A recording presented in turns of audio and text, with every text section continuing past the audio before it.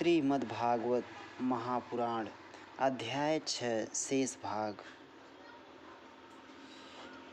प्रयुज्यमाने मयि तां शुद्धां भागवतीं तनुम् आरब्ध कर्म निर्वाणो न्यपतत पांच भौतिकः।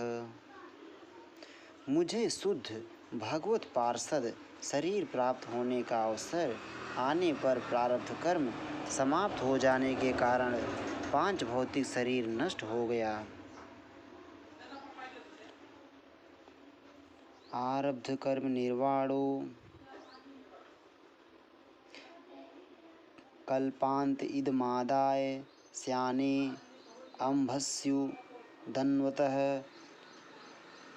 शिशिसो रनुप्राणम विविशे अंतरहम विभोः।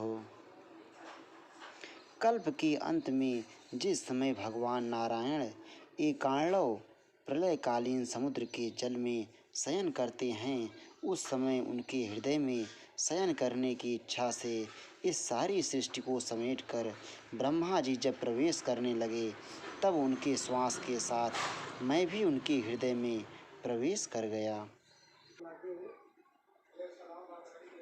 सहस्रयुग पर्यन्ते उत्थायेदं शिशिक्षतः मरीचिमिश्रा ऋषयः प्राणेभ्यो अहं च जज्ञिरे।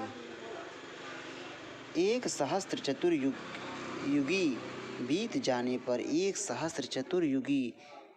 जाने पर जब ब्रह्मा जगे और उन्होंने सृष्टि करने की इच्छा की, तब उनकी इंद्रियों से मरीच आदि ऋषियों के साथ मैं भी प्रकट हो गया। अंतर्बहिश्च लोकान् स्त्रीन् परमेस्य अस्कन्दितव्रतः अनुग्रहान् महाविष्णोर् विघात गतिः क्वाचित्। तभी से मैं भगवान की कृपा से वैकुंठ धाम में और तीनों लोकों में बाहर और भीतर बिना रोक टोक के विचरण किया करता हूँ।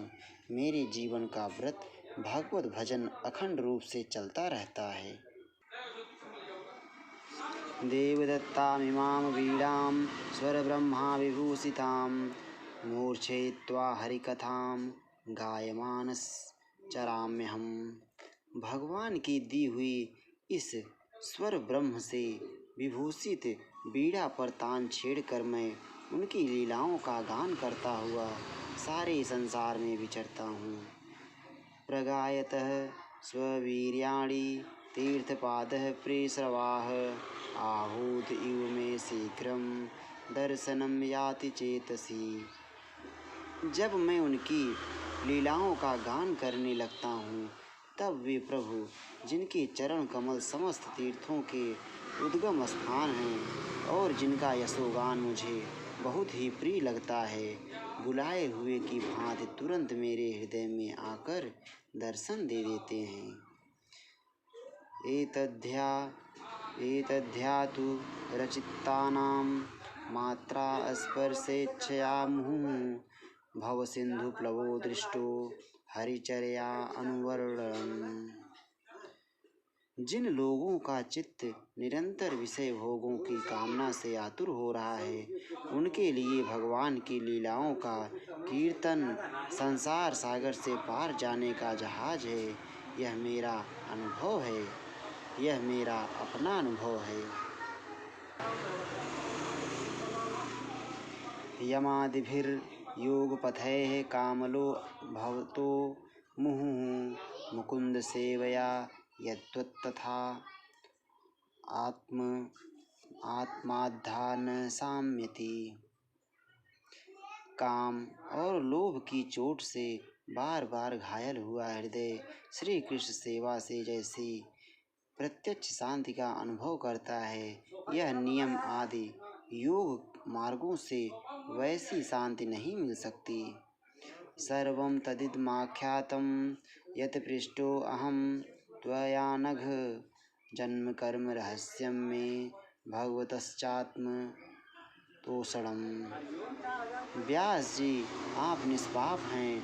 आपने मुझसे जो कुछ पूछा था वह सब अपने जन्म और साधन का रहस्य तथा आपकी आत्मतुष्टि का उपाय मैंने बतला दिया।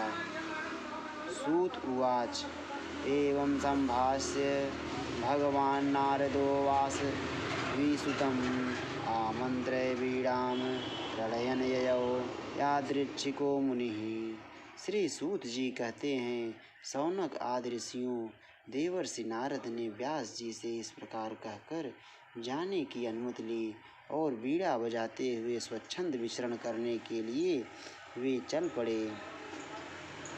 अहो देवर्षिर्धन्यो अयं यत् कीर्तिं सारंगधन्वनः गायन्मादन्वितं तंत्रया रमयत्यातुरं जगत्।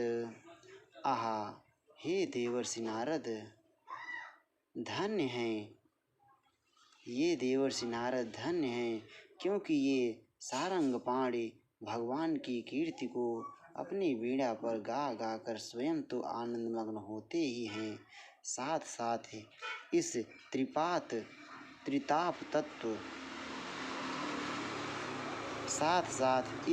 त्रिताप तप्त जगत को भी आनंदित करते रहते हैं। इति श्रीमद्भागवते महापुराणे पारमहंस्यां संहितायां प्रथम स्कंधे व्यासनारद संवादे 8वां अध्यायः। श्री राधा वल्लभ।